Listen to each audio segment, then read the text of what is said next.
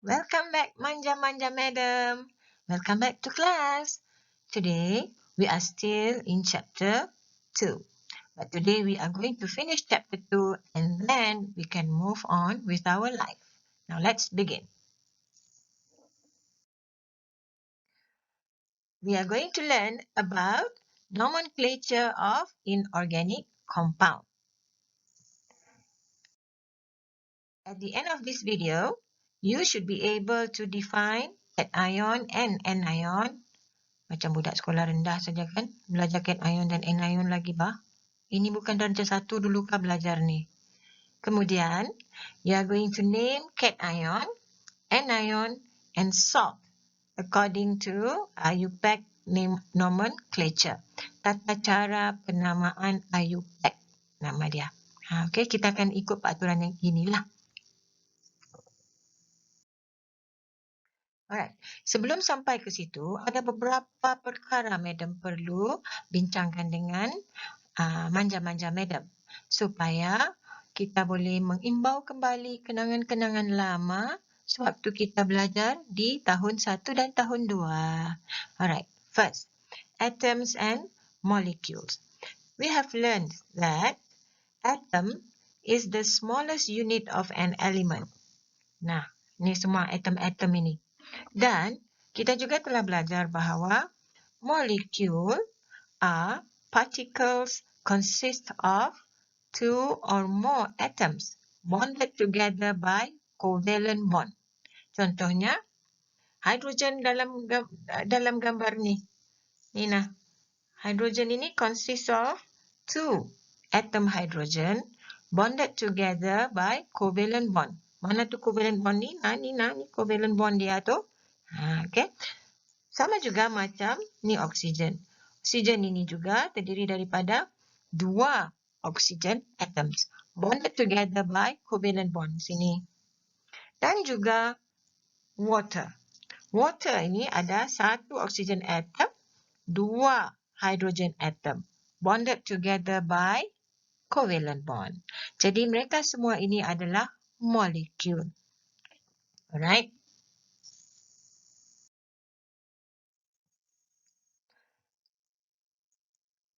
Molekul kita boleh bahagikan kepada beberapa kumpulan.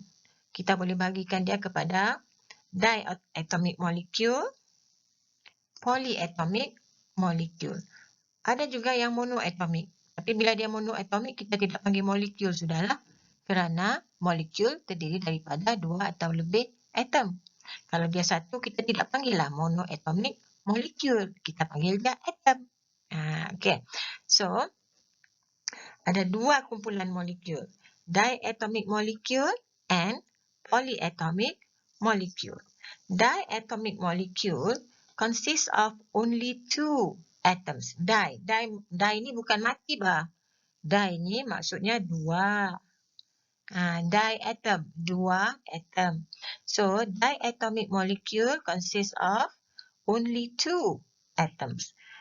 Contohnya, hidrogen, nitrogen, oksigen ni seperti ni. Ini adalah diatomic molecule. Ni, dia terdiri daripada dua atom.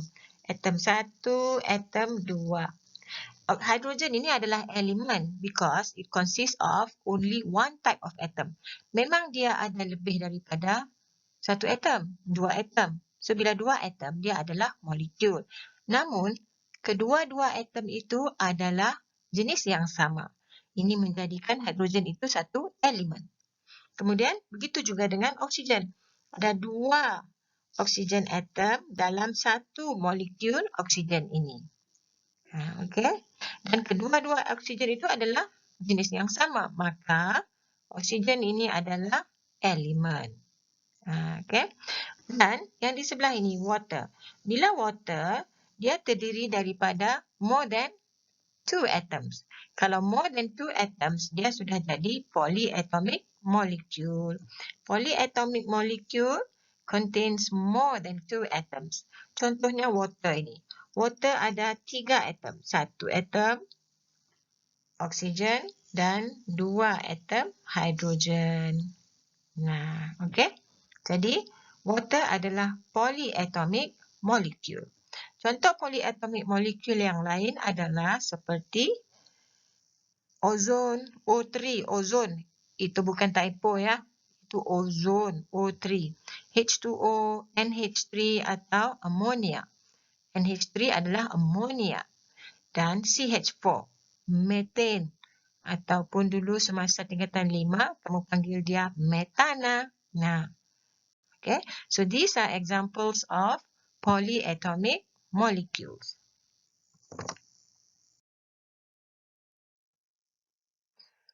Alright, kita masuk kepada ion.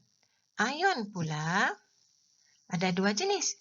Satu kita panggil cation ion, satu kita panggil anion. I believe you have heard this before. Kamu dah tahu dah apa itu cation ion, apa itu anion, bukan? Jika tidak, kamu tidak akan habis tu tingkatan 5. So, cation ion adalah ion-ion yang bercharge positif. Positively charged ion. Kita panggil cation ion. Dan cation ion terbentuk apabila atom yang neutral, Nina, atom yang neutral kehilangan elektron. Bila atom yang neutral kehilangan elektron, maka dia akan jadi cation ion. Cation ion adalah ion yang bercharge positif. Anion adalah ion yang bercharge negatif. Ion bercharge negatif terbentuk apabila a neutral atom gain elektron, menerima elektron. Jadi maksudnya, anion itu adalah atom yang neutral, terima elektron. Elektron bercharge negatif. Jadi bila satu atom yang neutral menerima elektron, maka dia akan menjadi berlebihan elektron. Maka oleh sebab itulah, anion adalah ion yang bercharge negatif. Cation tadi pula, ion yang terbentuk apabila atom yang neutral kehilangan elektron. Jadi apabila dia kehilangan elektron, maka elektronnya kurang. Ini akan menjadikan protonnya berlebih. Ya, bila protonnya berlebih, bermaksud atom itu akan menjadi bercharge positif. Kerana proton bercharge positif dan proton yang berlebihan. Maka, cation ion adalah ion yang berlebihan proton. Kita panggil cation ion. Cuba perhatikan contoh sodium Na. Sodium atom menjadi sodium ion. Semasa sodium atom, ia mengandungi 11 proton dan 11 elektron. Apabila sodium atom menjadi sodium ion, sodium atom akan kehilangan elektron. Dia hilang satu elektron. Maka dia akan menjadi ion yang bercharge positif 1. Ini bermaksud, ion sodium yang bercharge positif 1 itu sekarang mengandungi 11 proton dan 10 elektron. Jadi ini bermaksud protonnya berlebih 1. Baik, bagi anion, cuba kita perhatikan contoh. Klorin atom menjadi chloride ion, ion klorida. Semasa dalam keadaan atom, klorin mempunyai 17 proton dan 17 elektron. Proton dengan elektronnya sama banyak, maka dia adalah neutral. Apabila klorin atom menerima elektron, klorin atom ini menerima elektron, dia akan menjadi berlebih elektron. Tadi elektronnya 17. Bila dia terima satu elektron, kini elektronnya menjadi 18. Oleh sebab elektronnya berlebih 1, maka ion klorida ataupun chloride ion menjadi bercharge negatif. Ion yang bercharge negatif kita panggil anion. Jadi ada dua jenis ion, cation ion dan anion.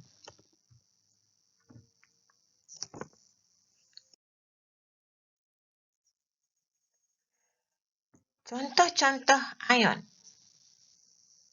Okay, perhatikan contoh-contoh ni. Yang pertama. Nah, apa yang Madam bagi ni? Ini adalah notation, bukan? Ini adalah isotopic notation yang kamu lihat sebelum ini. Okey. Mengikut notation ini, Cu2+ ataupun copper 2 positif, ion copper 2 positif. Kalau mengikut notation dulu, yang nombor yang di bawah ini adalah atomic number, nombor atom, yang menunjukkan bilangan proton. Nombor yang di sebelah atas ini adalah mass number, ataupun nombor GC, ataupun nucleon number, yang menunjukkan jumlah bilangan proton dan neutron yang terdapat di dalam nukleus bagi atom itu. So, daripada notation ini kita boleh tahu kandungan proton, neutron dan elektron yang terdapat di dalam ion ini. Proton, neutron dan elektron adalah subatomic particle. Nah, jangan lupa itu subatomic particle. Okey, mari kita isi tempat kosong ni semua. Cu2+, apakah jenis ion ini? Cation atau anion? Pandai. Cation, kerana ia bercas positif. Madam, good. Ini adalah cation. Dan bilangan protonnya adalah sama dengan nombor protonnya kan? Iaitu 29. Baik, kalau protonnya 29, berapakah neutronnya? Baik, untuk mencari bilangan neutron, kamu perhatikan dia punya mass number ni. Kerana mass number ini adalah menunjukkan total bilangan proton dan neutron. Jika neutron adalah 29, maka neutronnya akan menjadi 35. Alright. Bagaimana menentukan bilangan elektron? Okey, untuk menentukan bilangan elektron, kamu perhatikan the charge. Okey, baru sebentar tadi kita perhatikan bahawa ion positif ataupun cation terbentuk apabila satu atom kehilangan elektron. Bukan? Jadi apabila dia kehilangan elektron, maka protonnya akan berlebih. Berapa banyak elektron yang telah kehilangan? Kamu lihat apa charge yang terbentuk. Sekiranya charge-nya adalah positif 2, ini bermaksud copper ion telah kehilangan 2 elektron. Maka cara untuk mendapatkan bilangan elektron adalah kamu lihat bilangan protonnya dulu. Kerana semasa dia atom, bilangan proton sama dengan bilangan elektron. Apabila menjadi ion, Cu itu telah kehilangan 2 elektron. Maka bilangan elektronnya akan menjadi 29 tolaklah 2. Maka kamu akan dapat 27. Shortcut dia senang saja, Manja. Shortcut dia, kalau kamu lihat ini adalah charge positif, bermaksud di sini kamu tolak. Nah, charge-nya itu kamu tolak elektronnya. Kalau charge-nya negatif, kamu tambah kepada nombor proton. Okay, mari kita cuba lagi satu. Ini, bromide ion, Br negatif. Nah, dia bercharge negatif kan? Maka dia adalah anion. Baik, berapa bilangan proton? Baik, mudah, 35. Berapa bilangan neutron? 80 minus 35. Kamu dapat 45. Elektron. Okey, kamu baru saja belajar sebentar tadi. Anion terbentuk apabila atom menerima elektron. Jadi bermaksud Br ini telah menerima elektron. Berapa banyak dia terima? Charge-nya 1 kan? Jadi maksudnya dia telah terima 1 elektron saja. Maka tambahkan bilangan elektron ini kepada nombor protonnya. Maka kamu akan dapat 36. So, bromide ion mempunyai 36 elektron dan 35 proton. Mau cuba lagi satu? Okay, let's try another one. Now, Fe3+. Fe3+, kita panggil iron 3. Iron 3. Dulu kamu panggil ferrum 3. Sekarang kita panggil iron 3. Okay, iron 3 ini, kalau ikut dia punya notation, dia adalah cation kerana charge-nya positif. 3 positif. Kemudian, dia ada 26 proton. Neutron, 56 tolak dengan 26. 30. Elektron, kamu tahu dia menjadi bercharge 3 positif. Bermaksud dia telah kehilangan 3 elektron.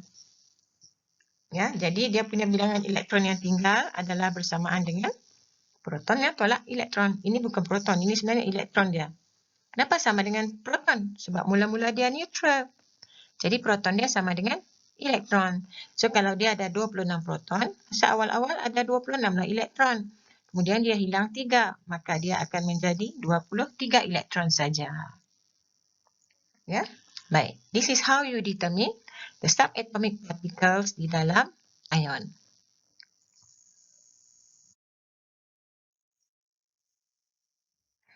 Ion kita boleh bahagikan kepada monoatomic ion dan polyatomic ion. Monoatomic, mono maksudnya satu. Monoatomic ion adalah ion-ion yang terdiri daripada satu atom saja. Maksudnya dia ada satu nukleus dia, one nukleus dia katakan. Satu nukleus bermaksud ada satu atom sajalah di situ. Dan contoh-contohnya ion sodium, ion oksida. Dulu kamu panggil oksida. Ion aluminium ataupun kadang-kadang orang panggil aluminium. American lah sikit. Aluminium. Madam panggil aluminium. Madam orang Sabah. Aluminium lah. Gitu. Dan polyatomic ion adalah ion-ion yang terdiri daripada lebih daripada satu nukleus. More than one nucleus. It simply means that polyatomic ion consists of more than one atom. Right? For example, water pula. Hydroxonium ion. Ataupun sometimes it is called hydronium ion. And then cyanide ion. Hydronium ion ataupun hydroxonium ion ada berapa atom ni? 3 atom, 4 atom. Ada 4 atoms ataupun 4 nukleus dalam satu hydroxonium ion. Cyanide ada 1 nukleus, 2 nukleus. Ada 2 atom lah maksudnya pada cyanide itu. And lagi ethanoate ion. Ethanoate ion lagi banyak. 1 atom, 4 atom, 5, 6, 7. Ada 7 nukleus ataupun ada 7 atom yang membentuk satu ethanoate ion.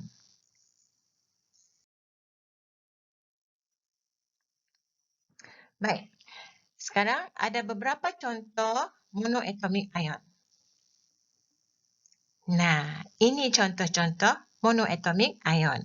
Ion hydrogen, sodium, silver. Nah, dulu ion Ag+ ini kamu panggil argentum.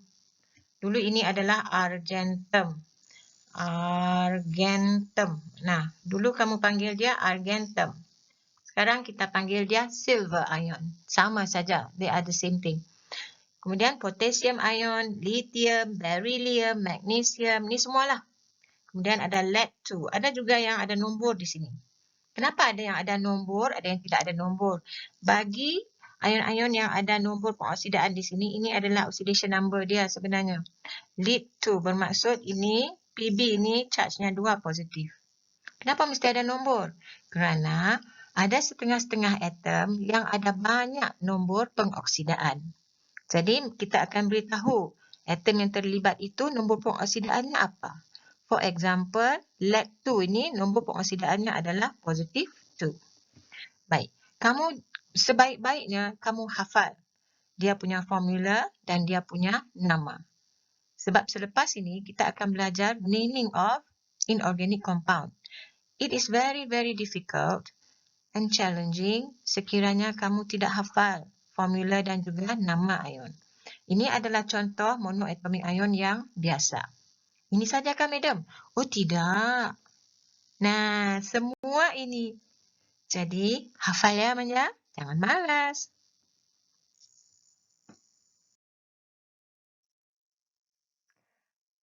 Berikut adalah contoh polyatomic ion. Ion-ion yang banyak atom. Contohnya. Nah, ethanoate ion tadi kan. Ammonium ion, carbonate, bicarbonate, perchlorat, klorat, chloride. Nah, nama-namanya ini kamu kena pastikan betul-betul dengan formula dia. Kerana kadang-kadang mereka berbeza sedikit saja. Contohnya, carbonate, CO3. Letak H di depan, dia jadi bicarbonate. Kali ini, bi bukan bermaksud 2. Kan? Dia bicarbonate, dia ada hydrogen carbonate, HCO3. Negatif, bicarbonate ion. Kemudian ada perklorat. Perklorat ni pula, perklorat oksigennya 4. Klorat oksigennya 3. Klorid oksigennya 2. Hypochlorite oksigennya 1. So, you better be careful when you write the formula for this ion.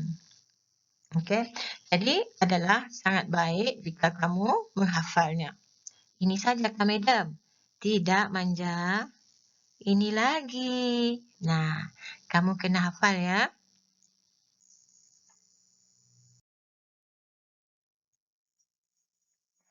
Alright. Sebelum kita mula memberi nama kepada sebatian-sebatian inorganik, Madam suka untuk mengingatkan kamu tentang cara-cara menulis chemical formula.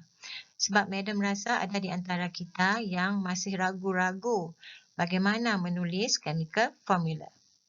Mari kita cuba. Yang pertama, sodium chloride. Untuk menulis chemical formula, Madam suka menggunakan tabel ajaib. Ni nah, tabel ajaib.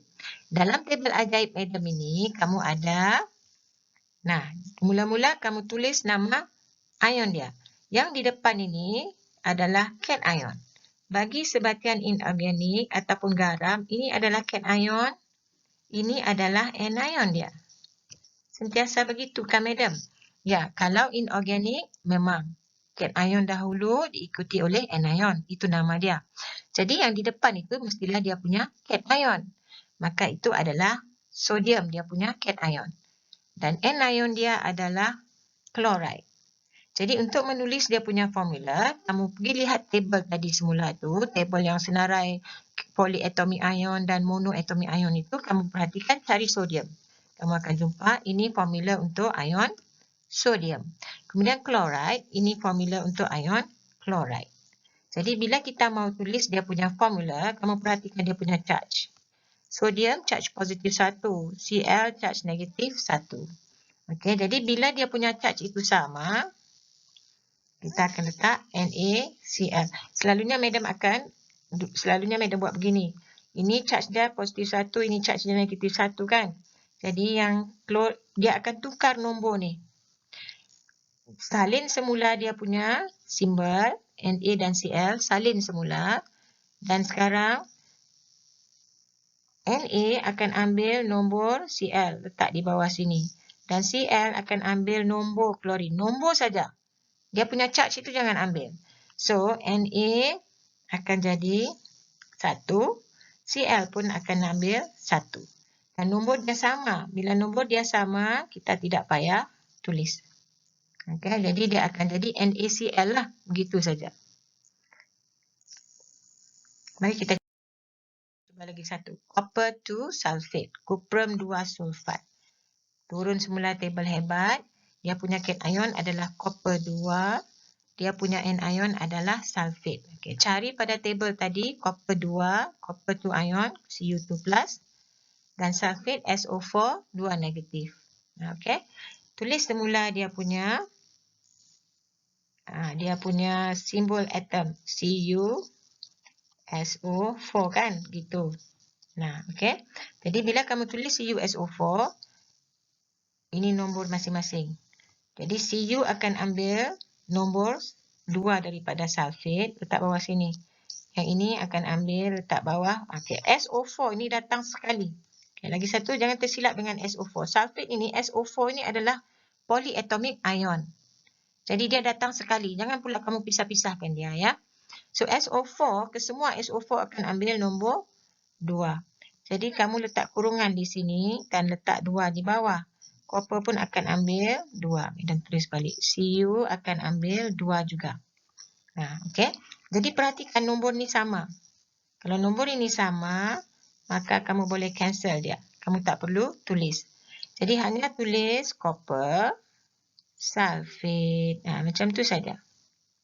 Copper, sulfate. Just like that. Okay.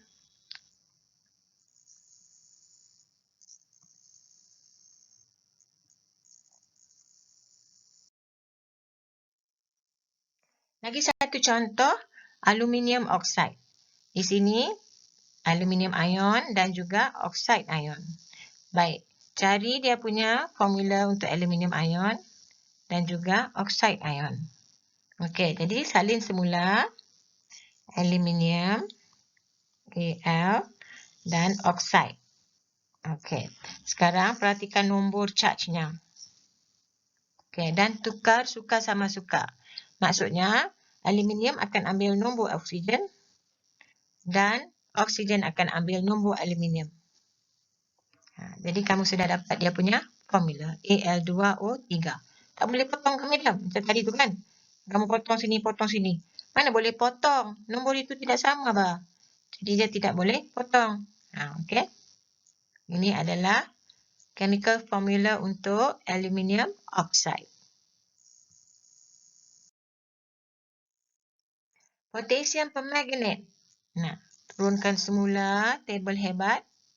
Potassium, dia punya cation. Permanganate, dia punya anion. Jadi potassium, kamu cari potassium. Ini potassium punya formula ion. Permanganate, MnO4 negatif. Ini formula ion permanganate. Ion permanganate adalah contoh polyatomic ion. Jadi dia akan memang datang satu grup tu, MnO4. Sekali dia datang. Dan charge-nya adalah negatif 1. Baik, Madam mau ajar kamu satu cara. Sekiranya kamu lihat nombor di depan ini sama, maksudnya ini 1 kan? Negatif 1 dengan positif 1. Kan nombor dia sama. Ini 1, ini pun 1. Jika nombor sama, maka kamu hanya perlu salin semula dia punya simbol saja. Buang dia punya charge. Maksudnya jika KMnO4, ini positif 1, maksudnya charge dia sama. Ini positif 1, ini negatif 1. Positif negatif itu sama banyak. Maka kamu hanya perlu tulis semula saja. KMnO4. Sudah siap. Kamu hanya boleh buat cara ini jika charge itu sama banyak. Positif charge dengan negatif charge itu sama. Dan kamu hanya perlu buang charge saja. Dan salin semula dia punya simbol ion itu. Ini kita cuba lagi satu. Ammonium chloride. Ammonium chloride. Ammonium punya formula begini. Chloride punya formula begini. Sama kan? Positif 1, negatif 1. Sama banyak kan positif dengan negatif. Jadi kamu hanya perlu salin semula saja. Ammonium chloride. Sudah siap. Gitu. Alright. Jadi apabila charge dia sama, kamu hanya perlu salin semula. Kalau charge tak sama, tidak boleh salin lah. Kamu kena tukar. Cation ambil charge anion punya nombor. Anion ambil charge cation punya nombor. Nombor saja. Jangan ambil charge-nya sekali. Dan letak di sebelah bawah. Okey. Lagi satu contoh sebelum kita proceed. Iron 3 sulfate. Iron 3. Jadi cation dia iron 3. Anion dia sulfate. Jadi kamu cari dalam table tadi iron 3. Ini iron 3. Dan sulfate. Ini sulfate. Baik. Sulfate adalah contoh polyatomic ion. Jadi kamu jangan pisahkan dia. Okey, sekarang perhatikan. Iron dia ada 3 positif. Sulfate dia ada 2 negatif. Bilangan positif dengan negatif tidak sama. Jadi kamu tidak boleh cancel begitu sajalah. So apa kamu kena buat? Kamu kena tulis semula Fe. Okey, Fe itu kan. Fe adalah monoatomic ion. Dia satu atom saja. Jadi kamu tidak perlu buat kurungan. Ambil nombor sulfate. Nombor sulfate 2. Nah, ini nombor charge-nya 2. Kemudian sulfate adalah polyatomic ion. SO4 kan. Mau ambil nombor iron 3. Letak 3. Oops. Perhatikan. Sekiranya kamu biar begini, it will look like as if it is Fe2SO43. Now, something is not right. Dia salah. Jadi, untuk memastikan kamu tahu bahawa ion SO4, ion sulfate itu ada 3, maka kamu kena buat kurungan di sini. Dan letak 3 di luar. Begitu. So, this is what you do sekiranya kamu punya bilangan positif dan negatif itu tidak sama. Ya.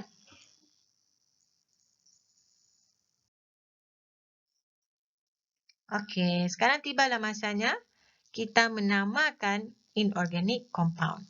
Naming of the inorganic compound. Alright. Mari kita cuba yang pertama. Sebab tadi kamu sudah tahu bagaimana menulis formula, jadi memberi nama ini memang sangat mudah sekali. Alright, yang pertama, K2SO4. Baik. Tadi SO4 adalah ion polyatomik kan? Jadi kamu kena ingat bahawa mereka ini SO4 ini adalah satu geng. Dia satu grup. Dan K adalah satu ion. Jadi nombor ini siapa punya? Nombor ini datangnya daripada charge sulfate itu. Yang sulfate ini depannya ada satu kan sebenarnya. Sebab itu kita tidak tulis satu. Satu ini adalah kepunyaan K. Dan jangan lupa bagi garam yang di sebelah sini ini adalah cation ion. Dan di sebelah sini adalah anion. Okay. Jadi cation bercharge positif, anion bercharge negatif. Okay, mari kita bagi nama. Masih lagi guna table hebat kuasa 2. Ini table hebat juga. Cuma sekarang table ini di atasnya kita tulis cation dan anion. Seperti yang Madam bilang tadi, cation adalah yang pertama kan? K. K itu cation dia. K positif charge-nya. Dan anion dia adalah sulfate. SO4 2 negatif. Jadi kalau K plus ini nama ion itu adalah potassium ion. Dan SO4 2 negatif adalah sulfate ion. Maka nama compound ini adalah potassium sulfate. Gitu. Dia mesti ada jarak ya, dia dua perkataan. Potassium sulfate. Contoh yang kedua. Ca3PO42. Alright, jangan lupa ini adalah cation. Yang di sebelah kiri adalah cation. Ini adalah dia punya cation. Dan sebelah sini adalah anion. Dan cation dia adalah monoatomic Ca. Ca3 ini, nombor 3, this number 3, sebenarnya datang daripada ini kan, phosphate ion ini. Asal-asalnya 3 ini tadi berada di atas. So, ini adalah 3 negatif. Dan 2 ini asalnya berada pada kalsium. Kalsium adalah 2 positif. Begitu cara untuk mendapatkan charge bagi ion. Lagi sekali, Madam ulang. Nombor yang di bawah ni, kamu perhatikan, ini adalah simbol ion. Ini juga simbol ion. Nombor yang di luar sini, ini, yang di luar ion ini adalah datang daripada charge. Charge kan? Jika nombor ini berada pada cation, maka dia sebenarnya datang daripada anion. Dan jika nombor yang dua ini berada pada anion, maksudnya ia berasal daripada cation. Jadi nanti bila kamu tulis, keluarkan table hebat, cation dia adalah Ca. Ca itu kamu cari, dia adalah kalsium. Charge-nya 2 positif. Dan anion adalah phosphate. Charge-nya 3 negatif. Sekiranya kamu tidak ingat, kamu boleh lihat table itu.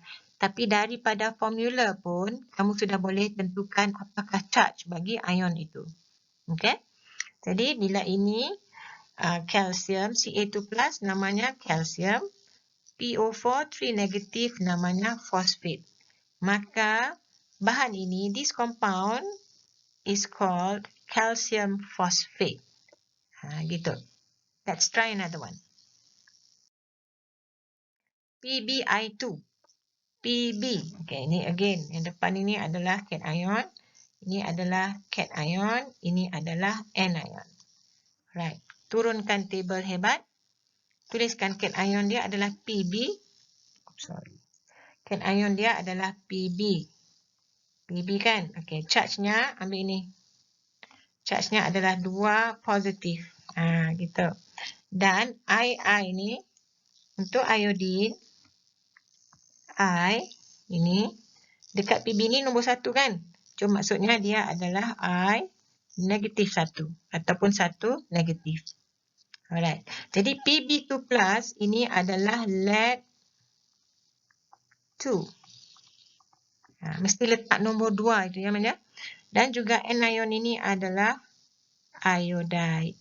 Jadi namanya adalah lead 2 iodide. Okay, boleh? Let's do another one. NH42CO3. Okey. Kedua-dua ion ini adalah polyatomic ion. Yang di sebelah sini adalah cation dan yang di sebelah kanan adalah anion. Okey, sekarang perhatikan bagaimana menentukan charge-nya. Kamu tengok di luar amonia ada 2. Di luar karbonat ni ada 1 di sini. Sebab itu tidak letak kurungan. Kerana kalau letak kurungan pun tak perlu. 1 tak payah tuliskan. So, ni ada 1. Maksudnya, ini datang daripada amonium. Yang nombor 2 ini, madam colorkan purple ini datang daripada karbonat. Okay. So, daripada sini, turun semula tabel hebat. Cation dia adalah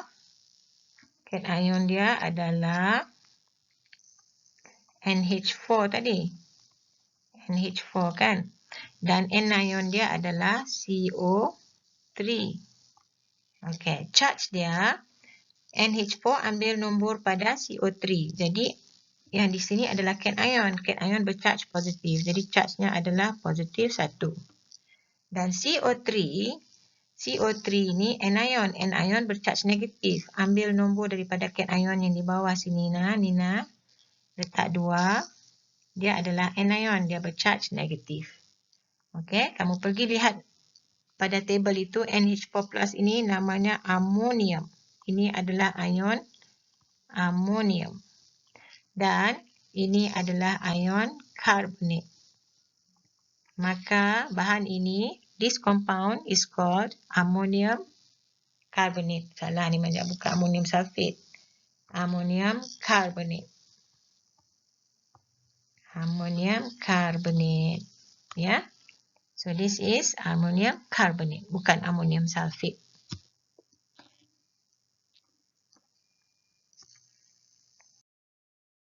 Contoh lagi, NaHSO4. Okey. Bila kamu perhatikan begitu banyak atom begini, memang adalah normal. Kamu akan rasa mana satulah. Jadi, adalah sangat penting jika kamu hafal seberapa banyak ion yang boleh daripada tabel itu tadi. Supaya mudah kamu mengesan yang manakah yang single monoatomic ion dan yang mana pula polyatomic ion. Sebagai contoh bahan ini.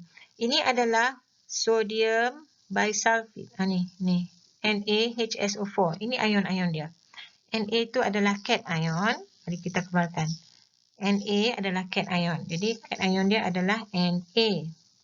Dan HSO4 itu adalah ion juga kan. Dan di sini ada 1, sini pun ada 1. Nombor itu 1, 1.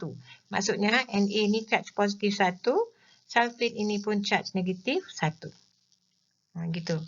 Jadi Na plus 1 tadi ini adalah sodium. Ini adalah sodium ion. Dan HSO4 adalah bisulfite. Ini adalah bisulfite. Dia pun tak ingat ejaan dia. Bisulfite ion. Jadi namanya adalah ammonium bisulfate. Oh sorry, silap. Bisulfate. Ammonium bisulfate. Okay, namanya. Last kali sebelum balik, ada copper CuSO4. Cu2SO4. Cu2SO4. Mari kita keluarkan tabel hebat kita. Cation dia. Okay, again, ini. Kamu sudah biasalah sekarang. SO4 ni satu ion kan. Copper ni satu ion. Okay. Jadi sekarang pada copper, pada Cu ada nombor 2, pada sulfate ada nombor 1. Okay. Jadi, cation dia adalah Cu 1 positif.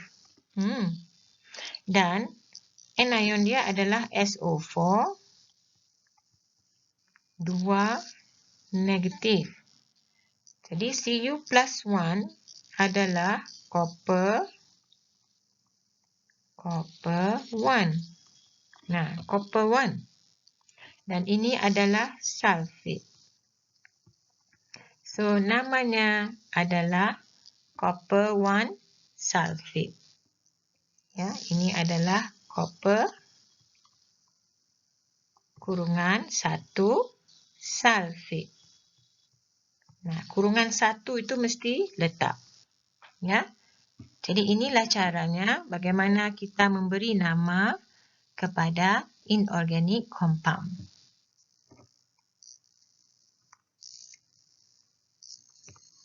Copper to sulfate. Baiklah Manja. Sekian sahaja chapter 2. Dengan ini kita sudah sampai ke penghujung chapter 2. Pada pelajaran yang akan datang, we are going to move on to chapter 3. Until then, take care and stay safe.